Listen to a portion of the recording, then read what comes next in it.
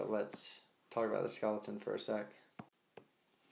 Alright, so these skeletal divisions, we have two different skeletal divisions. We have the axial skeleton and we have the appendicular skeleton. So the axial skeleton is going to be made up of your skull, your vertebral column, and your ribs. So we've got the skull.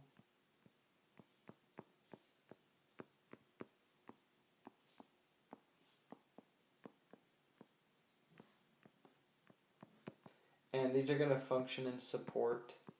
What are they supporting? Your appendages, which is your appendicular skeleton, your limbs, your arms, and your legs.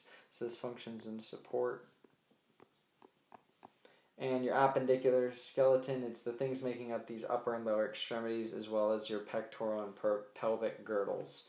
So we'll get things like the upper and lower limbs or extremities.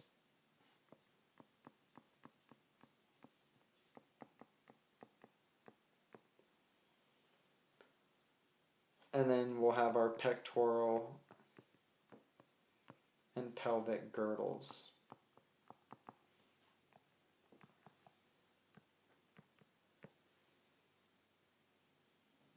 So there's a rule for the upper and lower extremities. It's a 1 to 2 to many bones.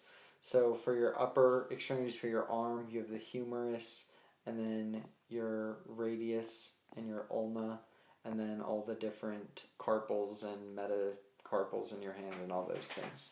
So that's how this works. If I drew the skeleton, I'd have the humerus bone, and then I'd have the radius and the ulna right next to each other, and then all these hand bones here.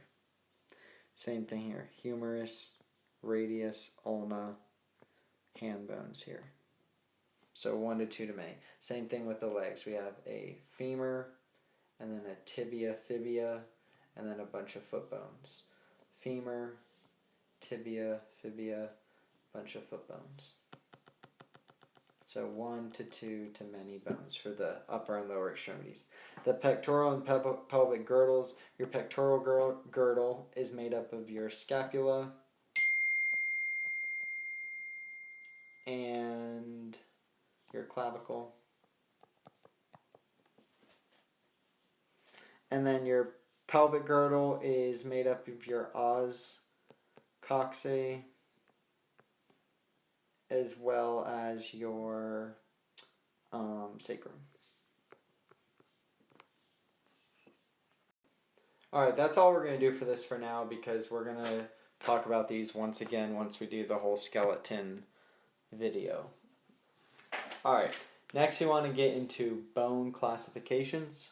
So very briefly, we have long bones, short bones, sesamoid bones, flat bones, and irregular bones. Let's just see some examples of and what they mean. So long, this means longer than wider. An example here would be your humerus and your femur. Those the one bones of the arm and leg. Okay, short bones, these are wider than they are long.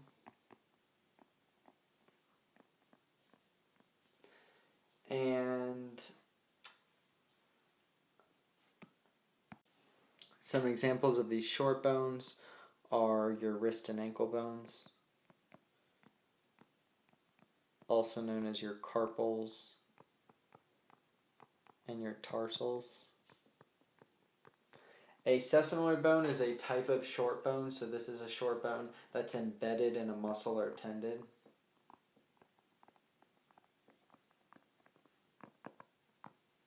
And I'll draw an example in just a second.